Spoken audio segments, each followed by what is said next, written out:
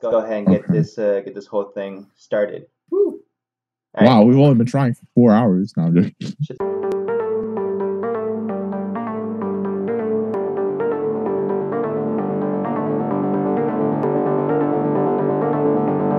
It's only been like 45 minutes, okay? I want to go ahead and get started, guys. I want to go ahead and talk about first, of course, all things Yu-Gi-Oh! But first things first, we gotta go ahead and talk about the LCS that just took place, right? Now, what I think is very exciting about the LCS results is that a deck that no one really thought was gonna do shit actually came into fruition and actually took the majority of the spots in the top 36, right? Or the top slots, which was the virtual worlds, right? So after seeing all the diversity and everything, what I also like is just how diverse this meta is and how many viable strategies there are. I mean, there was about like 8 decks that you could say are, you know, tier 1 to 2 and are both all very, very viable, I think. I just want to get, I guess, y'all's opinion on what deck you think might be superior to the others, seeing the representation. Anyone want to start? Go ahead. I mean, I'll let you guys. You got something for it? I just like it when I play Yu-Gi-Oh! Is when a deck nobody thinks can do anything, right? And suddenly out of the blue, win something, or like a lot of people are playing it, and it really shows that there is still some room for creativity in Yu-Gi-Oh! There's still something there when people say it doesn't exist anymore. Right. The creativity. I think with virtual world, yeah. I think the problem with this format is that like everyone's playing everything and everything's happening so fast that people are getting really tired of everything really quickly. So when a new set comes out, they want to try different things. So I think virtual world is really good because it does 2 things. It makes VFD and it pops cards. So, and VFD is an insane card no matter what deck you're playing against. Unless you're playing against like a stun deck, VFD is insane, and then the traps are really good. And the trap lets you play around cards that out VFD. Like if they go like you activate VFD and they chain droplet, you just chain the trap, pop it. So and so you plays around the usual outs to VFD, and then what was the other thing? And then since people don't know what the cards do, they're more likely to do well because they don't know what to hand trap correctly or to like hit. It's like you activate like a spell, one of the spells, and you're like, oh, I'll let that resolve. What's the worst that can happen? It just turns into the full board.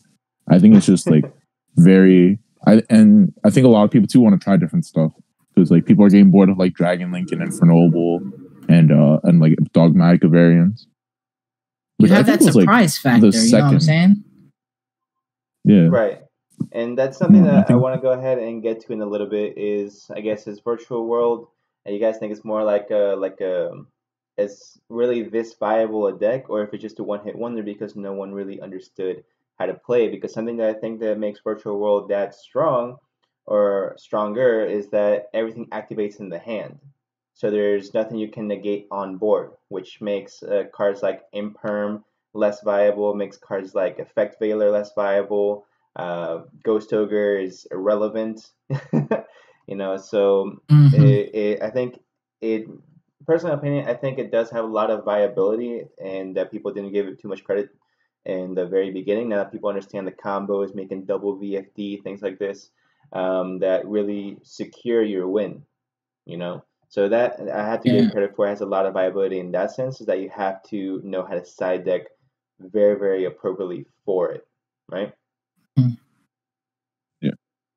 Yeah, I think that's the other thing too. Like a lot of people's side decks are more tailored towards Dragon Link, Dino, and Infernoble. So when you're playing virtual world, everyone's just like, I don't know, have anything for this deck. And like that's why I think like, well, I forgot what it was for the top, but I know it was like half of it or a little under half of it, like 7 was virtual world. And like that it converted. I think it was like I think it was like 7 virtual world, 2 Infernoble, Dino, Shadal, and like random stuff. So I think it just like no one's expecting it and then the deck's gonna pick up traction now because people see it. So now it's gonna be more like known about. So I think it'll still do well because it's still fresh and it's still gonna get new support. But for now, I think it's still gonna be really good. Right. I think it's doing really well for itself. But of course, it's not the only deck that did well. You have things like Zodiac coming back into the mix. You have the Invoke Shaddolls. Zoo's probably a deck that's never going to die. Same thing with Sky Striker, still semi-viable as well. And Dino seems like the deck that just refuses to die, which is it's because they never hit them on the ban list still. Yeah, and it's like, have you read Mist? Yeah, Miscellaneous is unstoppable. It really is. This is a ridiculously powerful card. I'm surprised they even brought it back to 3. But I mean, it's good because it adds more to again the diversity of it. Right? There's so many viable decks, even Prank Kids as well. Can push out some very, very strong boards. Which, by the way, I finally figured out how to summon Dragoons turn 1 while still being viable. He figured it out. I figured it out. Okay. Yeah. Using the top deck, but it's fine. So, but it's still a really, really cool way to go ahead and show that diversity, right? So, and another thing I want to go ahead and talk to you guys about is, I guess, how do you guys think that we can, now that we know what the top decks are, what are some of the cards that you guys think are viable moving forward when it comes to side decking and preparing for these top tier decks? So let's start off with something like with the Zodiac Zeus. Right, the Zodiac Zeus, Dogmatica. What cards do you think would be most viable in stopping this type of a deck? So, what cards do you think you guys? You gotta stop the extra deck, man. You gotta play cards that go after the extra deck, man. Like, I don't know, man. I feel like any deck that can, summon like a VFD, for example, you need to stop that shit from coming out. I don't know if Winter Cherries is a card you can use again. But you gotta stop that shit, man. The extra decks are just too powerful nowadays just to get by, Yeah. No, yeah, I definitely feel where that's coming from. Like Winter Cherries, I haven't seen played in a very long time. Definitely very viable. I'm pretty sure it's going to be one of the top side decks moving forward, especially against the VFD. Yeah. Also, you could play something like the Dimensional Barrier to just stop them from summoning anything. Oh, shit, yeah. Which I've seen a lot of people stop playing as well. Oh, it's because it doesn't include links. So like you'll D-Barrier call like XYZ and they'll like link. Book of Moon's actually just really good too. Like if you play against the Zeus or the Zeus decks going first, you can just set it to trap. Going second, when they go Borbo, because the normal Zoo, they'll make a Borbo and they go battle phase and you Book of Moon the Borbo, so they can't make a Zeus anymore. And they have to have another extender to make a Trident. You can also do, and it's good against like Omni Negate decks because you go activate card, they go chain negate, you go chain Book of Moon, forces the negate, deals with Buster Lock too, if they negate with Savage incorrectly. So Book of Moon is actually just really cool. And then it's good against Prank Kid because if you go normal summon, you go normal summon and you Book of Moon it, unless they drew Poly and they pass. Yeah. And then the card's really good. D-Shift is also just really good against Prank Kid, Dragon Link, Infernoble, should all invoke D-Shifter. It's if you have no cards in your graveyard, you discard its macro. I think that card's really good too. It's great against Dino, Prank Kid, stuff like that. And when in doubt, just play Mystic Mine. Oh yeah, basically Mystic Mine just shuts all these decks down. What do you call it? Especially if you're playing Prank Kid. Yeah, I don't like that card. I think I feel like it's an emptiness. It's like you have to draw. It puts you on. You better draw the out. If you don't draw the out, I kind of just win the game. And but I feel like only certain decks can support it. Like if you're playing a field spell, like if you're playing like Invoke Dogmatica, I'd play 1 mine. If I'm playing Prank Kid, I'm playing Prank Kids right now. I'm playing 2 mine because I search with Terraforming if I don't need another place, or if I don't need a fusion spell. I'm just like, oh, Terraforming. Oh, I get mine. Gives me a turn. Gives me a couple turns to like try to get my hand. Or if I'm in a tournament setting, if I've already burned you, I can either force a deck out, or I can be like, I gain 9. I'm at the 9,000. You're at 75. I'm not gonna commit a card, so it's like an alternate. It's not the best win condition, but it's an alternate win condition that you have. To kind of just like let them struggle, and you just kind of wait and sit it out. Yeah, and then with oh no, go ahead.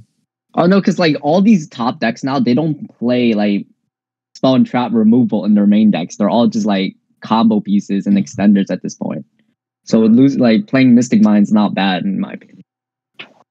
But do you think that's something that might be necessary moving forward, is to play spell and trap removal in the main as compared to just putting it in the side deck?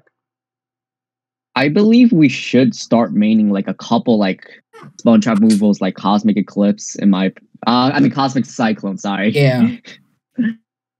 Yo, Book of Eclipse. Yo, next time. Harpy's Feather Duster. I would do Cosmic and Twin, because Cosmic can hit the Buster Lock, because you can force the negates and you just Buster Lock. Or against Pranked, you can only use the quick play spell in the main phase. It's like the rank of magic for Phantom Knights. So you Twin Twister, standby phase, they don't get to rank up. That's another deck that I was surprised wasn't that represented in the LCS Phantom Knight.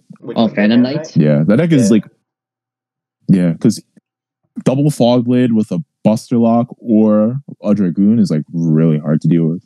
But what is it that new Phantom Knight card is like really expensive right now, right?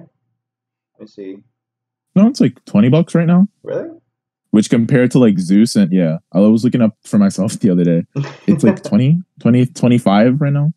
But compared to like Zeus being like 50 plus and Alpha being like 50 plus. Let's see. Phantom Knight. Before this was the Zeus shit was like is that like a cheaper card? Zeus just came out. Okay. Zeus came out in Phantom Rage. Phantom Rage gave us Zeus, Torn Scale, which is the new Phantom Knight card, Meow Meow, which is the new Prank Kick card, the Virtual World Archetype, and there's another card I'm forgetting. Alpha, yeah. So it gave us, those are like the impact cards from Phantom Rage. Right. So Zeus puts Zoo out, Virtual World's a deck now. Phantom Knights get Torn Scale, which is you discard a card, add a Phantom Knight card, and it reborns itself when you banish a Phantom Knight card. And that Meow Meow literally does nothing, but it starts everything for Pranked. Yeah. Definitely makes the deck a lot more viable.